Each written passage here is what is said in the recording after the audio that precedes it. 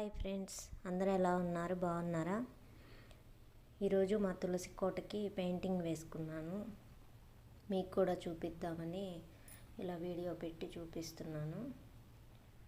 మాది తులసి కోట వచ్చేసి మార్బుల్దండి. వేయకముందు ఇలా ఉంది, చూసారా ఎలా ఉందో.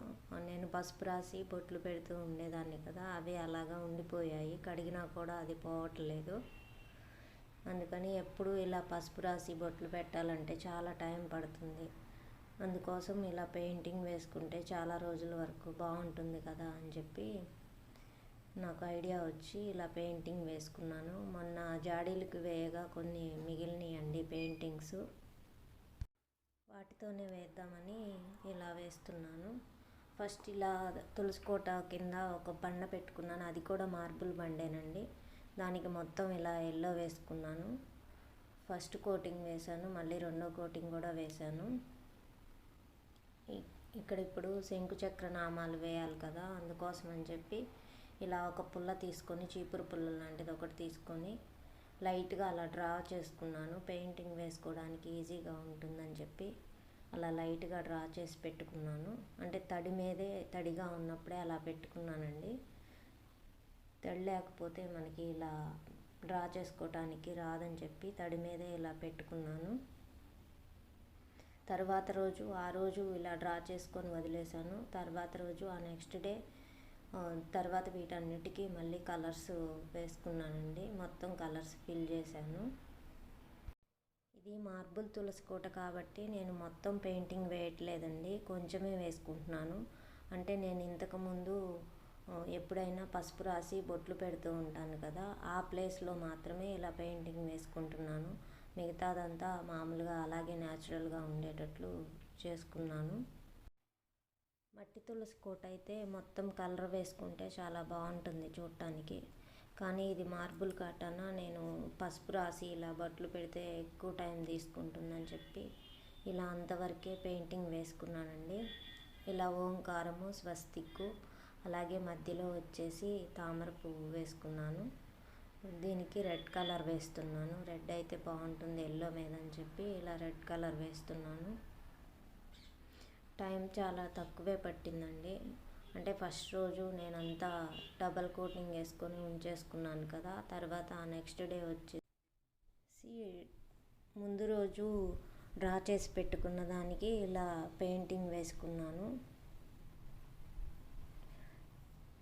చూడ్డానికి చాలా బాగుంది కదా. కొంచెమే వేసానండి, మొత్తం వేస్తే ఇంకా బాగుండేదేమో. కానీ మార్బుల్ కదా, అంతా వేస్తే మార్బుల్ లుక్ పోతుందని చెప్పి కొంచెమే వేశాను. అదే మట్టి కుండీ అయితే చక్కగా మొత్తం వేసుకోవచ్చు, చూడటానికి ఇంకా బాగుండేది. ఇలా తామర పువ్వు కూడా మొత్తం రెడ్ కలర్ వేసి ఇలా ఫిల్ చేస్తున్నానండి. నచ్చిందా మా తులసి కోట? నచ్చితే ఒక లైక్ ఇవ్వండి. అలాగే నాకు కామెంట్ బాక్స్లో కామెంట్ చేసి చెప్పండి. మీరు ఇంకా నాకు ఏవైనా సజెషన్స్ ఇవ్వాలనుకుంటే నాకు కామెంట్ బాక్స్లో కామెంట్ చేయండి. చూసి అలా వెళ్ళిపోకుండా అబ్బా, నచ్చితే ఒక లైక్ ఇచ్చి వెళ్ళండి. చూస్తున్నారు కానీ లైక్ మాత్రం చేయట్లేదు. మీరు లైక్ ఇవ్వడం వల్ల ఇంకొకరికి షేర్ అవుతుంది వీడియో, ఇంకొకరు చూడటానికి అవకాశం ఉంటుంది. అందువల్లే మేము లైక్ చేయమని అడుగుతాము. లోటస్కి అంతా కలర్ ఫిల్ చేయడం అయిపోయిన తర్వాత ఇలా స్వస్తిక్ కూడా కలర్ వేసుకున్నానండి. స్వస్తిక్ కూడా ఇలా నీట్గా వేసుకున్నాను. ఫస్ట్ లైట్గా వేసుకొని తర్వాత మళ్ళీ కొంచెం థిక్గా వేసుకున్నాను. లైన్ కూడా ఫస్ట్ సన్నగా వేసుకొని తర్వాత ఇంకొంచెం వెడల్పుగా వచ్చేలాగా వేసుకున్నాను. చూసారు కదా, ఇలా మొత్తం ఇలా వేసుకున్నాను. తర్వాత ఇంకా శంకు చక్ర నామాలకు కూడా ఫస్ట్ ఇలా వైట్ వేసుకొని మధ్య మధ్యలో రెడ్ ఫిల్ చేసుకుందామని చెప్పి ఇలా వైట్ వేసుకుంటున్నాను. వైట్ వేసుకున్న తర్వాత అయితే ఈజీగా ఉంటుందని చెప్పి మొత్తం ఇలా వైట్ వేసుకుంటున్నాను. తులసి కోట దగ్గర శంకుచక్ర నామాలు వేసుకుంటే చాలా మంచిది అంటారు కదా, అందుకనే ఇంతకుముందు పసుపుతోటి ఇలా వేసుకునేదాన్ని.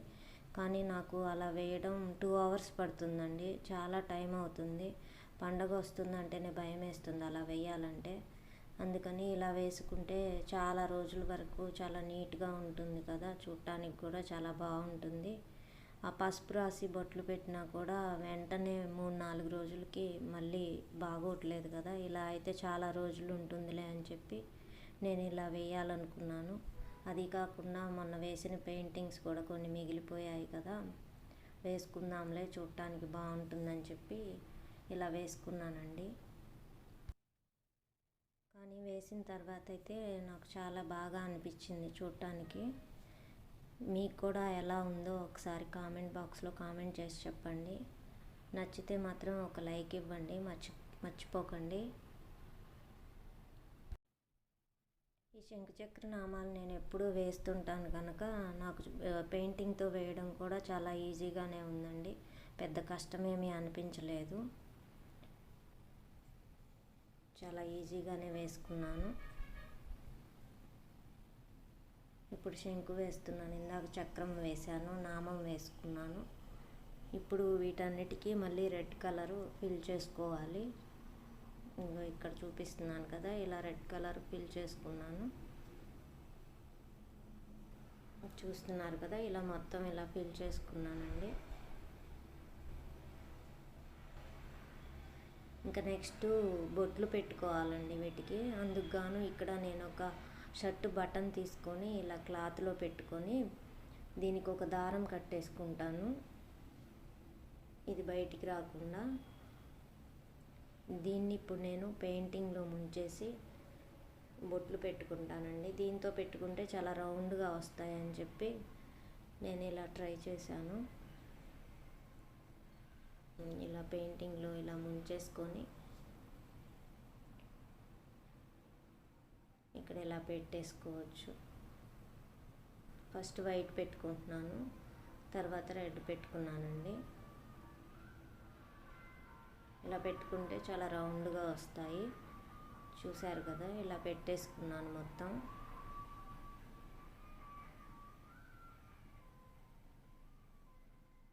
అక్కడ దీపం పెట్టుకునే దగ్గర మాత్రం రెడ్ కలర్ వేసుకున్నాను. చూడటానికి మొత్తం అయిపోయాక ఇలా ఉందండి. మీకు నచ్చిందా? నచ్చితే ఒక లైక్ చేయండి.